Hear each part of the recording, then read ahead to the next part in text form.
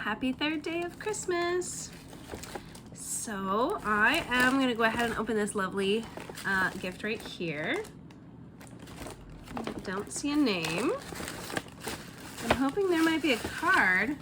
Oh, there is. And it's all very cute. Dear Miss Henderson, thank you. Merry Christmas and Happy New Year. Aww. The highlight of your day. Oh. Well, that is very encouraging to read. I love seeing pictures drawn by students and all of the wonderful writing. So sweet. Thank you, my dear. I'll send you an email. And, ooh, oh, is this a tablecloth? Some fabric.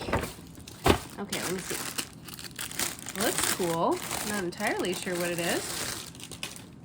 Very stripy. Oh my goodness. Is it? It's an apron! Oh my goodness. I've never actually had an apron since I was a kid. Cool. Thank you. That's exciting.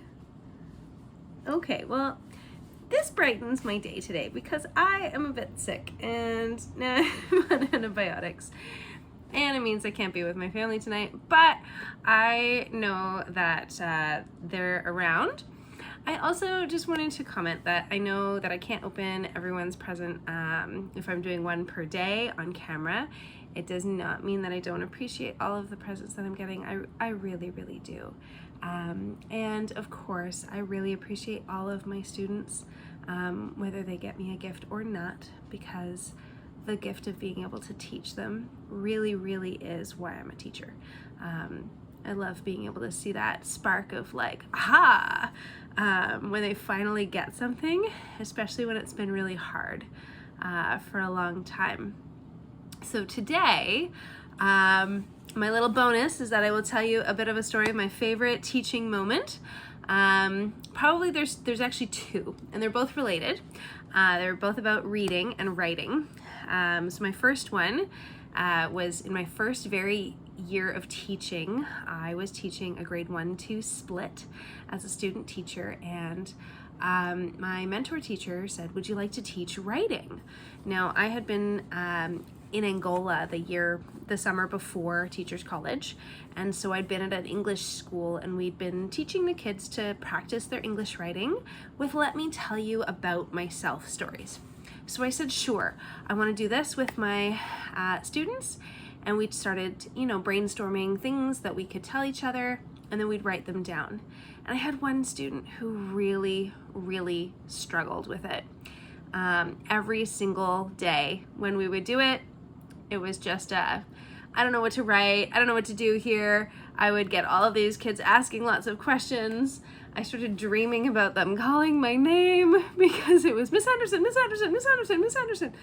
So I made some charts to help with what to do when you're stuck, what to do when you don't know how to spell a word, what to do when you're done, which was very helpful.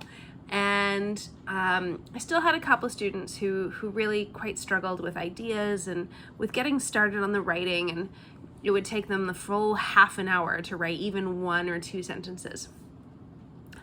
But at the end of that period, at the end of 2 or 3 weeks of doing this, we started writing about Christmas, and one of my students really just got inspired, and he had this breakthrough, and he had been a student who'd really struggled to just even write 1 sentence or 2 sentences, and this was the moment where it was just like bing, and he just kept writing and writing, and he wrote like 2 whole pages about his Christmas traditions, which were really fun.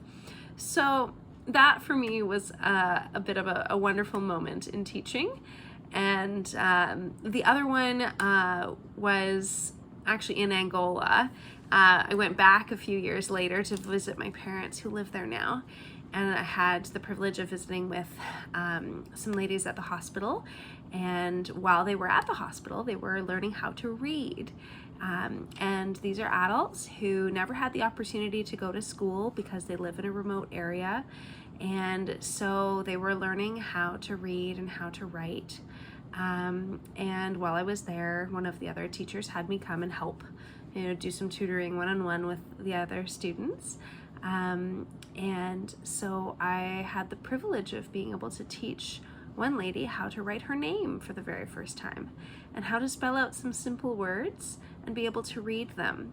And that aha moment was especially meaningful for an adult who had never known how to read before, to be finally able to make that connection and to be able to do that. And so it really is a privilege and a joy to be able to teach my students. And I think that's part of why I acquiesced to the request to open presents one at a time over Christmas break, because I miss you guys.